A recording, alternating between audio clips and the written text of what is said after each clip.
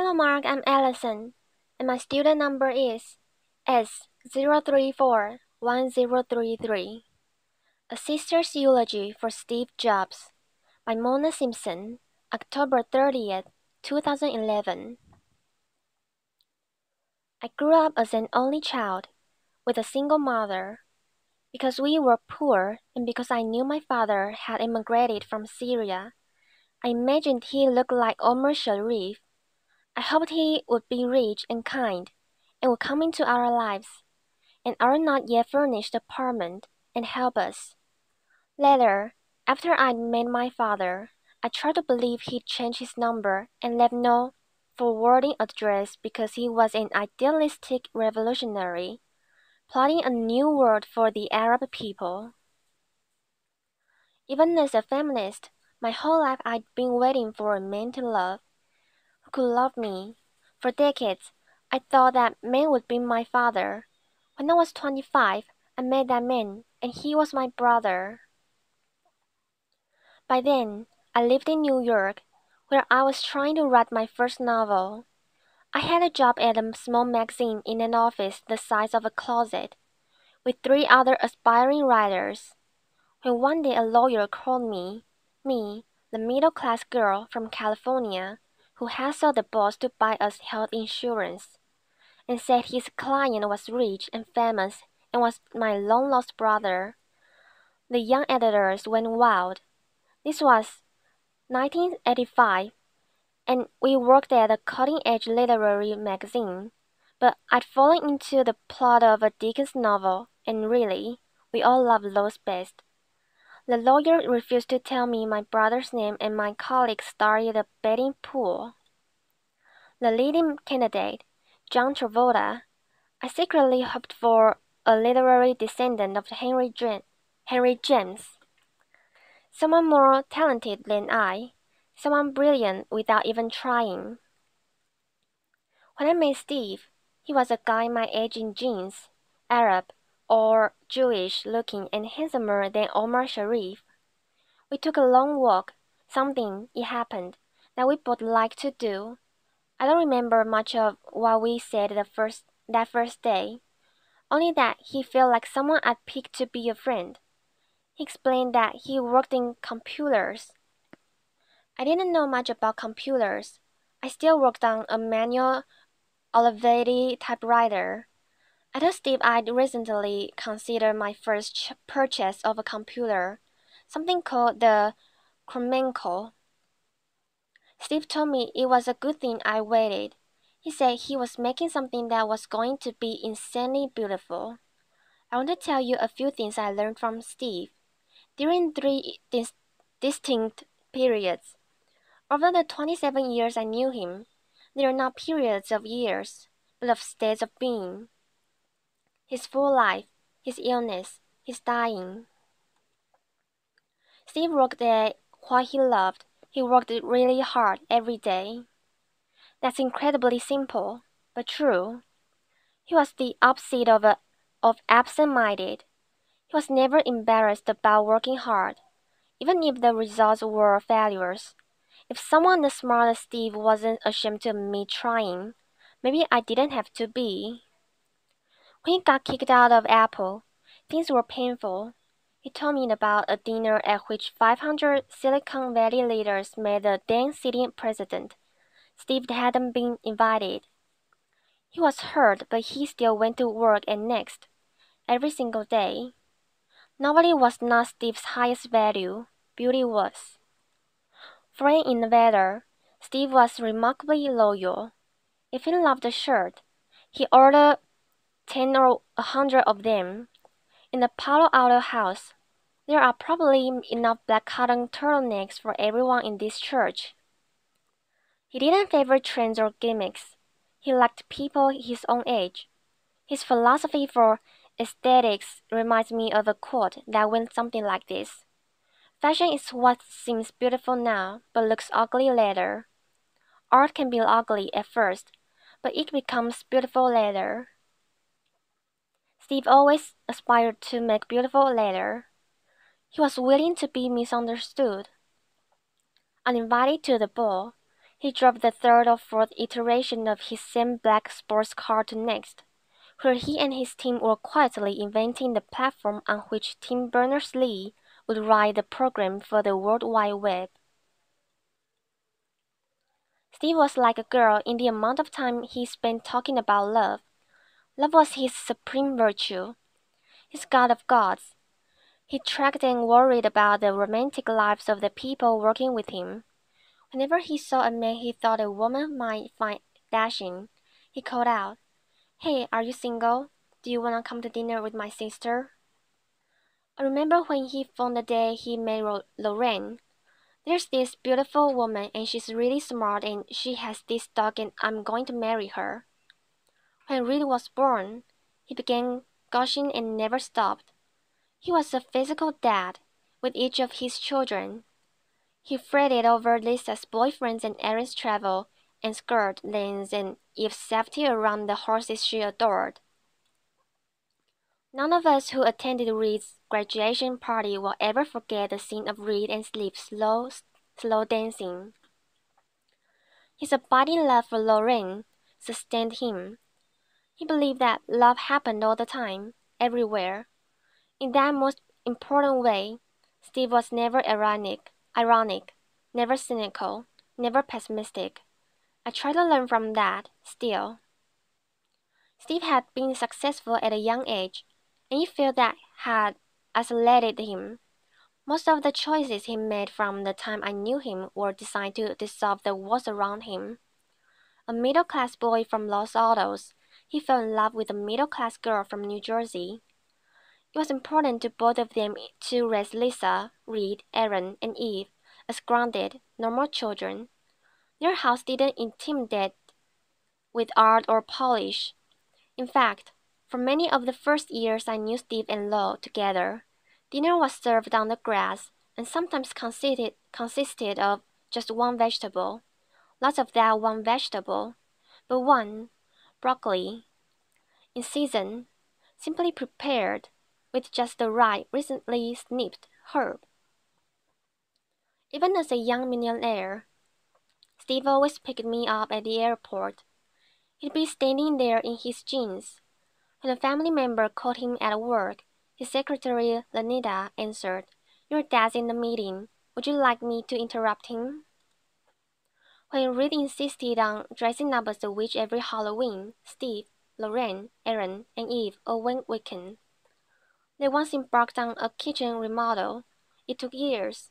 They cooked on a hot plate in the garage. The Pixar building, under construction during the same period, finished in half the time.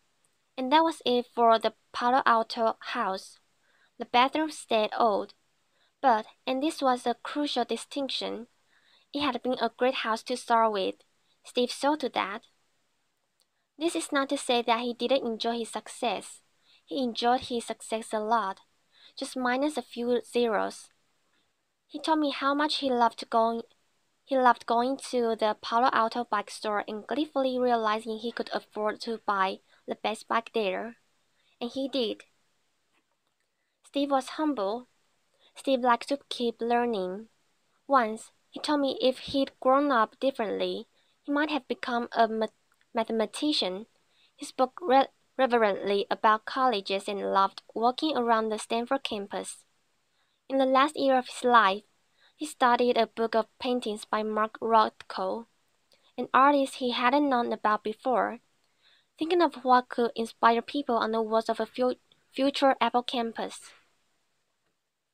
Steve cultivated whimsy. What other CEO knows the history of English and Chinese tea roses and has a very David Austin rose? He has surprises tucked in all his pockets. I'll venture that Lorraine will discover treats, songs he loved, a poem he cut out and put in a drawer. Even after 20 years of an exceptionally close marriage, I spoke to him every other day or so. But when I opened the New York Times and saw a feature on the company's patents, I was still surprised and delighted to see a sketch for a perfect staircase. With his 4 children, with his wife, with all of us, Steve had a lot of fun. He treasured happiness. Then, Steve became ill, and we watched his life compress into a smaller circle. Once, he loved walking through Paris. He discovered a small handmade soba shop in Kyoto. He downhill skied gracefully. He cross-country skied clumsily. No more. Eventually, even ordinary pleasures, like a good peach, no longer appealed to him. Yet, what amazed me, and what I learned from his illness, was how much was still left after so much had been taken away. I remember my brother learning to walk again, with a chair. After his liver transplant, once a day he would get up on legs that seemed too thin to bear him.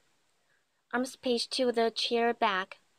He pushed that chair down the Memphis hospital corridor towards the nursing station, and then he'd sit down on the chair, rest, turn around, and walk back again.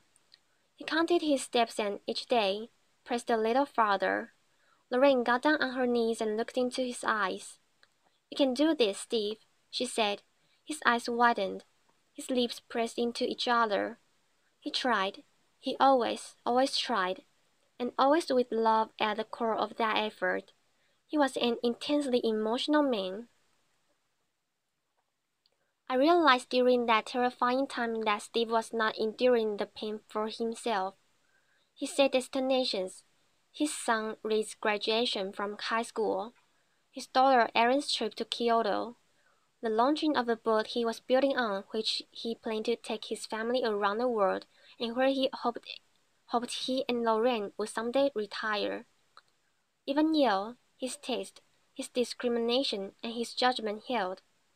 He went through 67 nurses before finding kindred spirits, and then he completely trusted the three who stayed with him to the end: Tracy, Arturo, Elham. One time when Steve had contracted a tenacious pneumonia, his doctor forbid everything, even ice. We were in a standard ICU unit. Steve, who generally disliked cutting in line or dropping his own name, confessed that this once. He liked to be treated a little specially. I told him, "Steve, this is special treatment." He leaned over to me and said, "I want it to be a little more special." Intubated, when he couldn't talk, he asked for a notepad. He sketched devices to hold an iPad in the hospital bed. He designed new fluid monitors and X-ray equipment.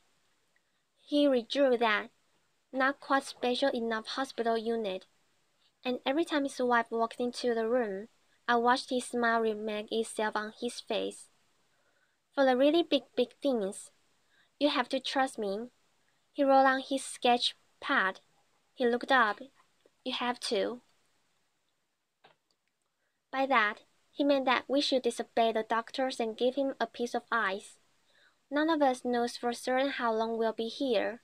On Steve's better days, even in the last year, he embarked upon projects and elicited promises from his friends and Apple to finish them. Some builders in the Netherlands have a gorgeous stainless steel hull ready to be covered with the finishing wood. His three daughters remain unmarried, his two youngest still girls, and he'd wanted to walk them down the aisle as he'd walked me the day of my wedding. We all, in the end, die in medias res, in the middle of a story, of many stories. I suppose it's not quite accurate to call the death of someone who lived with cancer for years unexpected, but Steve's death was unexpected for us. What I learned from my brother's days was that character is essential. What he was how he died. Tuesday morning, he called me to ask me to hurry up to Palo Alto. His tone was affectionate, dear, loving, but like someone whose luggage was already strapped onto the vehicle, who was already on the beginning of his journey, even as he was sorry, truly deeply sorry, to be leaving us. He started his farewell and I stopped him. I said. Wait, I'm coming. I'm in a taxi to the airport. I'll be there. I'm telling you now because I'm afraid you won't make it on time, honey.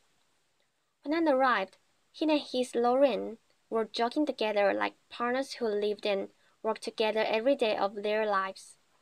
He looked into his children's eyes as if he couldn't unlock his gaze. Until about 2 in the afternoon, his wife could rouse him to talk to his friends from Apple. Then, after a while, it was clear that he would no longer wake to us. His breathing changed. It became severe, deliberate, purposeful. I could feel him counting his steps again, pushing farther than before. This is what I learned. He was working at this too. That didn't happen to Steve. He achieved it. He told me, when he was saying goodbye and telling me he was sorry, so sorry we wouldn't be able to be all together as we'd always planned, that he was going to be a better place. Dr. Fisher gave him a 50-50 chance of making it through the night. He made it through the night. Lauren next to him on the bed sometimes jerked up when there was a longer pause between his breaths. She and I looked at each other, and he would heave a deep breath and begin again. This had to be done. Even now, he had a stern, still handsome profile, the profile of an absolutist, a romantic. His breath indicated an arduous journey, some steep path, altitude. He seemed to be climbing, but with that will, that work ethic, that strength, there was also sweet Steve's capacity for wonderment. The artist believed in the ideal, the still more beautiful later. Steve's final words hours earlier were monosyllables, repeated 3 times. Before embarking, he looked at his sister Patty, then for a long time at his children, then at his life's partner, Lauren, and then over their shoulders past them. Steve's final words were, "Oh wow, oh wow, oh wow." Mona Simpson is a novelist and a professor of English at the University of California, Los Angeles. Since 1988, she has held the Sadie Samuelson Levy Chair in Languages and Literature at Bard College.